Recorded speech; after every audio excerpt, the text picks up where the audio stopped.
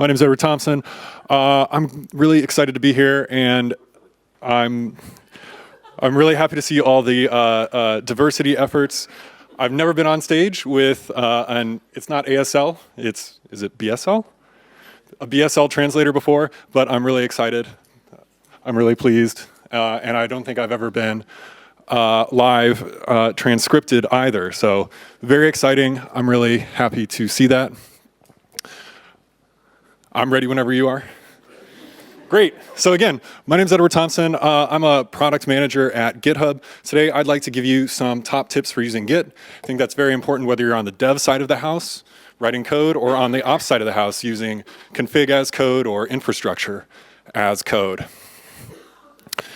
So first, top tip, use a Git attributes to manage your line endings. I think it's really important to use Git attributes because you can check this configuration into your repository. That means everybody has the same configuration. Let's rewind just a second. What does it mean to be a line ending?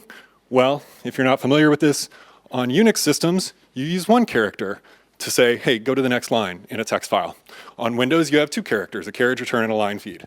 So this is like some historical baggage that we've just kind of got to deal with. But fundamentally, when you look at a text file, like visually, side by side, on a Unix machine and a Windows machine, even though they appear the same, they are not, because they've got these different control characters for the end of the lines.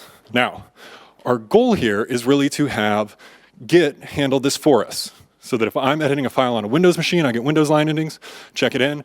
One of my friends, colleagues, edits a file on a Unix machine, they get Unix line endings. So that's sort of the goal, but there's tricky ways to get there. A lot of people will tell you to use core.autocrlf. You'll see this in the Git for Windows installer. You'll see this on Stack Overflow. Don't do it. This is really bad advice.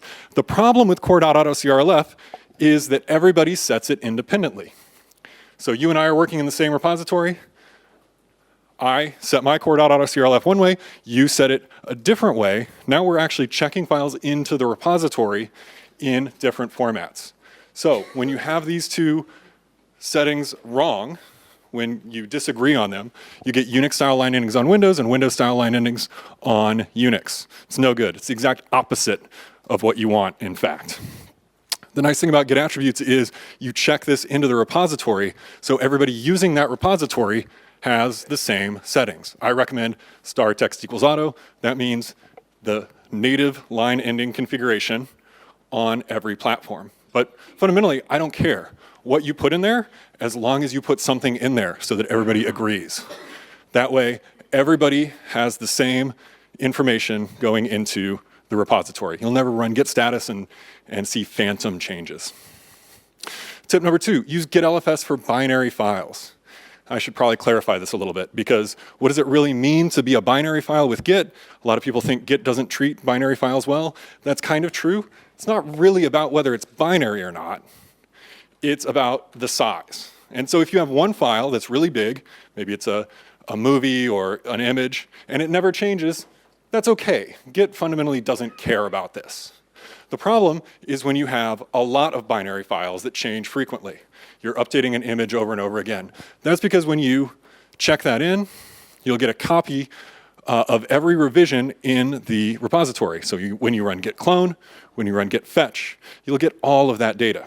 So if I'm manipulating like a 75 megabyte ping and I'm making changes over and over again, I get that file actually in the repository. So when I run git clone, I'll get every revision, even though I don't need every revision. Git-LFS changes that. So instead of when I run git add and git commit, putting the actual binary into the repository, I put a little pointer file that has metadata about the image and where to get it. And that way when I run git clone, I only get the most recent version of the image.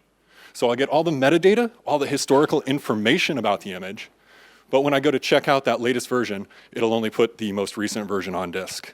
So that means when I run git clone, it's very efficient. I only get the metadata and the images I need for the latest revision. And it's very time efficient. So it's quick.